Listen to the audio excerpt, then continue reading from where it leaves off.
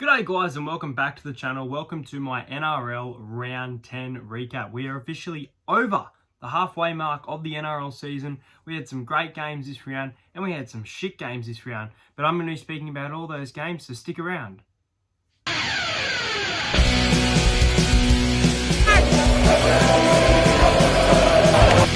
Cheers, bro. Subscribe to Entertainer. Who's going to get the All-Stars tonight? Yeah, I'm entertained now. Round kicked off with a fantastic game. Honestly, one of my favourite games I've watched this year between the Sydney Roosters and the Canberra Raiders. The grand final rematch. The Roosters were real good at the SCG and they weren't too bad in this match, but I thought they were carried a lot by the refereeing. Angus Crichton had a really grubby match and elbowed Josh Papali, and a lot of tough calls went the Raiders' way, and I thought they played really well, even though I tipped the Roosters, and Roosters are a team that you'd expect to win that game with the way the Raiders are playing, but the Raiders showed that they're not giving up without Hodgson and Simonson. I thought Tom Starling was absolutely outstanding. Tom Starling and Josh Papali were probably my two best players on the field in this game. I thought Tedesco was quite good as well. He had a pretty good game for the Roosters. But as I said, the 6 again calls, and this 6 again, and I'll say it so much, it needs to go and it needs to go. Now, I think the captain's challenge kind of works, but the 6 again, goodbye. But the Raiders, full credit to them, 24 points to 20. They get revenge for being robbed in the grand final, and a great way to start the halfway point of the season. The second game saw the Melbourne Storm at Sunshine Coast Stadium, which, mind you, looked like a really nice stadium, a good crowd there, playing the Gold Coast Titans. Now, the Gold Coast Titans, they've been okay this year. They haven't been, obviously, the best team because they are down the bottom of the ladder. However, I think they've been a lot better than last year, and I thought that they were kind of not in this against Melbourne, but they were a chance of scoring some points and capitalising on opportunities. For example, Ash Taylor's kicking game was quite good, and things could have happened on the back of it, but unfortunately for the Titans, the Storm ran away with it. Nelson Asafa-Solomona was probably my man of the match. He got a double. Cameron Smith was quite composed. He made a few errors though, Cameron, so I can't give him man of the match in my opinion for this game, but I thought Pappenhausen was kind of quiet, but he's been really good lately, so I guess it was kind of just a blip on the radar. But yeah, Melbourne too good. Fairly boring game, and 42 points to 6. The next game saw the West Tigers at Leichhardt Oval against the Brisbane Broncos, who snapped their losing streak against the Bulldogs. I tipped the Broncos. Now, to my credit, on the In the Sheds podcast, which you must be subscribed to, go and subscribe to the In the Sheds podcast. But on the In the Sheds podcast and on my own channel, I predicted that a team in the NRL will be kept to nil, scoreless, which doesn't happen too much. It's a rare occasion this weekend. The team that were kept to nil were the team I tipped. So out of 2 points, I'm giving 1 point to myself and I'm taking one away. So there you go. I'm giving myself 1 point for that. I got that tip right. But the Broncos were absolutely diabolical. And not much can be said about them. They need to make some changes, or the Broncos are going to make some changes of their own. I've heard that if they don't win another 5 games this season, then Seabold gets the sack. But why wait? Honestly, why wait? As for the Tigers, I thought Luciani Leilua had a really outstanding game. He was real good for the Tigers. They were good to watch, but at the same time, it was quite a boring game.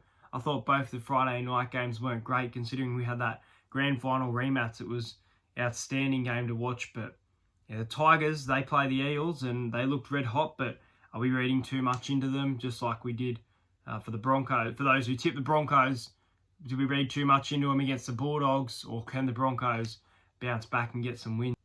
The next game saw the Dragons up against the Canterbury Bulldogs, and the Bulldogs, they got off to a real good start this game. They looked like they were going to win it. They were sure thing.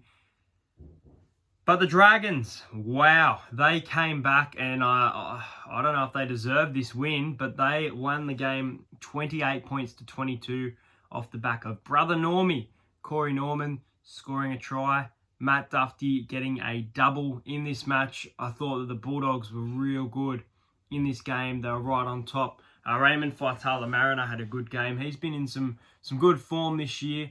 Nick Meaney wasn't too bad for the Doggies, but the Dragons, full credit to them. They came storming home and they turned opportunities into points. And the ending of this match was just hard to watch if you're a Bulldogs fan. I think it was a tough pill to swallow, and the Bulldogs are one step closer to that wooden spoon. And not to toot the horn early, but the Dragons, they are just getting closer to the top 8.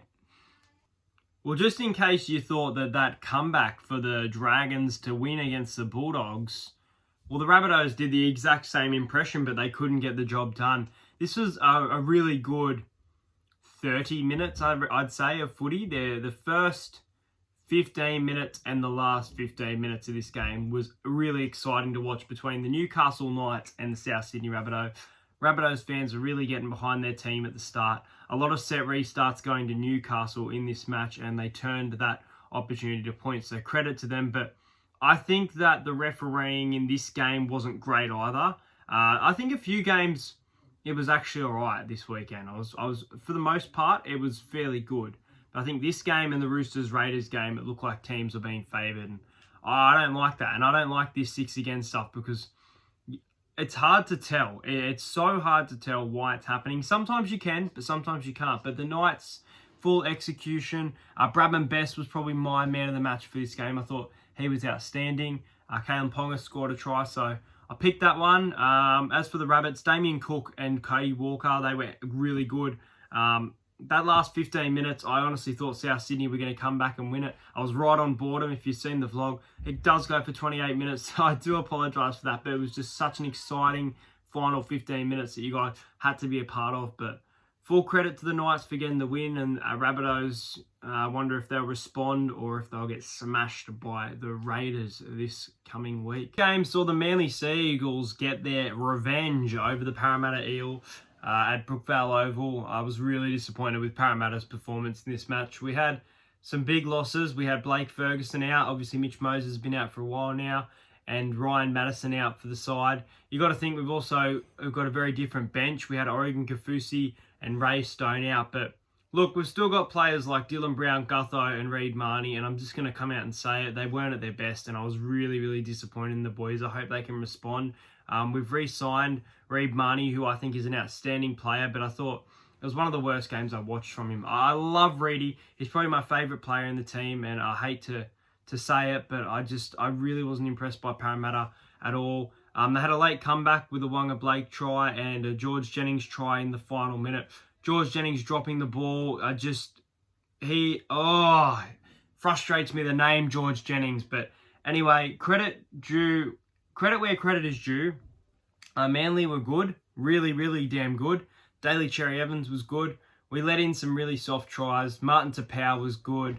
Even Cade Cuss did really good in the number 6 role. But I want to say that friggin' Joel Thompson try was not a try. And go and watch it again.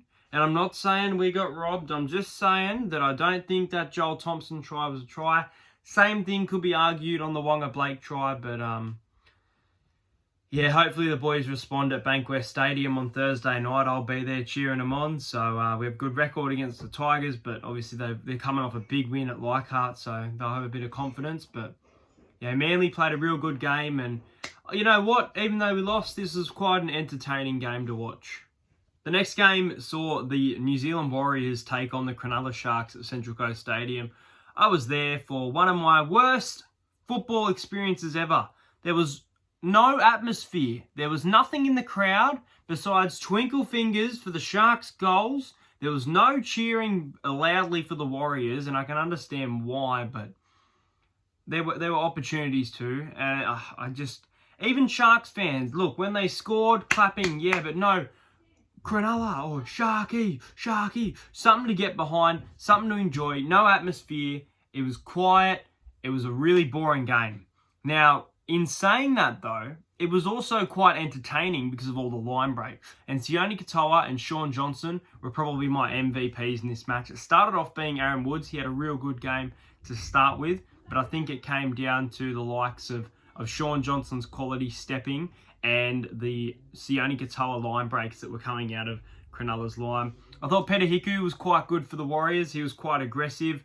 As for everyone else, Blake Green was okay, but the kicking options weren't great and Warriors couldn't execute points. I really do wonder if the Patrick Herbert try was a try, if he did ground the ball, if it would have changed momentum of the Warriors or whether the Sharks would have put this scoreline, because that would have equaled it up as 6-all and Warriors could have gotten the ball back. So I predicted, I think, 24-18, and I think it would have been a really different game off that moment. But the Warriors, after half-time, they got worse and worse. They may have scored some points, the Warriors, but I really wasn't impressed with them. And they got the Roosters next week, but they're losing a few of their best players. David Fusatua, Ken Mamalo, and I think there's someone else, but I'm not too sure off the top of my head. It could be Tohu Harris, maybe. All heading back to New Zealand to be with their families. So that's their choice, and I respect that. And look, I'll try and get down there maybe to the Roosters and Warriors game, depending how I go. But yeah, really boring game of football to watch, and yeah, disappointing atmosphere as well. And the final game saw the Penrith Panthers take on the North Queensland Cowboys, who I hated their lineup this week. And I'm going to say I was wrong. Full credit to the Cowboys. They may not have gotten the win, but they put in a performance against Penrith. I thought their defence was okay. The commentators kept saying how their defence was so good in this game, and I disagree. But I think the Cowboys were quite impressive for the most part. So, yeah, they really shocked me. They obviously lost by 12 points, 22-10. Nathan Cleary had a decent game. Yeah, there was a dick on TV as well. You don't see that every day. I think it was Billy Burns, if I'm not mistaken.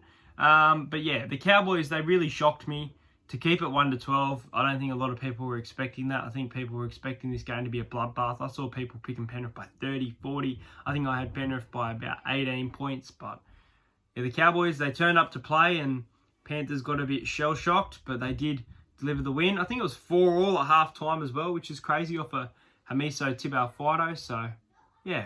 At round 10, I think the game of the round was the Roosters and the Raiders. If I had to pick a second, you know what? I'd probably give it to Manly versus Eels game. I think it was quite an entertaining game. That last 15 of Rabbits and Knights was good, but it was only 15 minutes compared to this whole Manly side and Parramatta. Obviously, that late kind of comeback. 6 again needs to bloody go. The Captain's Challenge for mine, I'm enjoying it. The Sharks won a lot of Captain's Challenge, might I say, this afternoon. A lot. Then they finally lost one. I'm pretty sure they won about 3 or 4. I'm not kidding. But decent round of footy. Wasn't great. Looking forward to next week. Parramatta versus Tigers. I think the Eels will respond. Back at home, back at Bankwest. Hopefully Mitch Moses is back for the side. What other games are we looking forward to? I'm looking forward to the Raiders and the Rabbits. I think it'll be a really, really good game. And there's a few easy tips, I think, next week. But there's a few bogey teams as well that could pull off upsets. But that's going to do us for today. I hope you liked this video. Make sure you subscribe to the channel and check out the In the Sheds podcast. We post on Wednesday at 4 p.m. and on Sundays at 8 a.m. So awesome stuff, guys. Thank you so much for hanging out, and I hope you enjoyed your round of footy. Let me know your player of the match and your best game in the comments.